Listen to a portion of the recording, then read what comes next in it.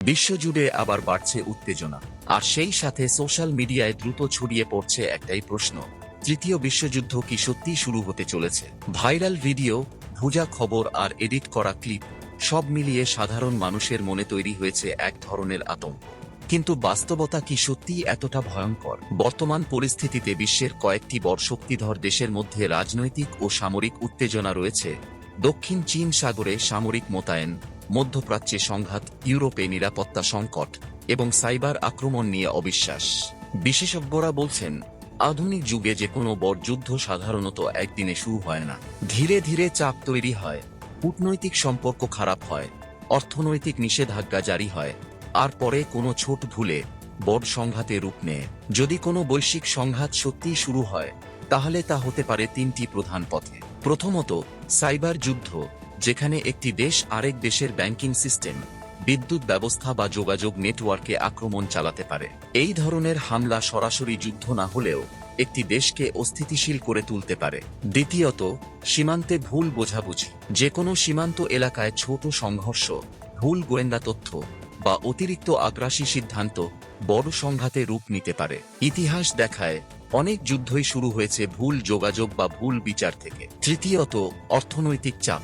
যখন বড় শক্তিগুলোর মধ্যে বাণিজ্যিক নিষেধাজ্ঞা বাড়ে, অর্থনৈতিক দিক থেকে পাল্টা প্রতিক্রিয়া শুরু হয়, তখন রাজনৈতিক অবস্থান আরও কঠিন হয়ে যায়। এটাই বড় সংঘাতের দরজা খুলে দিতে পারে। এখন প্রশ্ন, এই পরিস্থিতিতে ভারতের ভূমিকা কি হবে? ভারত বিশ্বের বৃহত্তম গণতন্ত্র, দ্রুত উন্নয়নশীল অর্থনীতি এবং শক্তিশালী কূটনৈতিক সম্পর্কের দেশ। তাই এমন কোনো সংকট তৈরি হলে ভারত সরাসরি কোনো পক্ষ নেওয়ার দিকে যাবে না। ইতিহাস বলছে, ভারত সবসময় শান্তি, আলোচনার টেবিল আর কূটনৈতিক সমাধানের পক্ষে। বিশেষজ্ঞদের মতে, ভারত তিনটি বিষয়কে সবচেয়ে বেশি গুরুত্ব দেবে: এক, দেশের নিরাপত্তা ও সীমান্ত রক্ষা; দুই, অর্থনীতি, বাণিজ্য এবং জ্বালানি সরবরাহ; তিন, আন্তর্জাতিক সম্পর্ক ও বৈশ্বিক ভারসাম্য বজায় রাখা।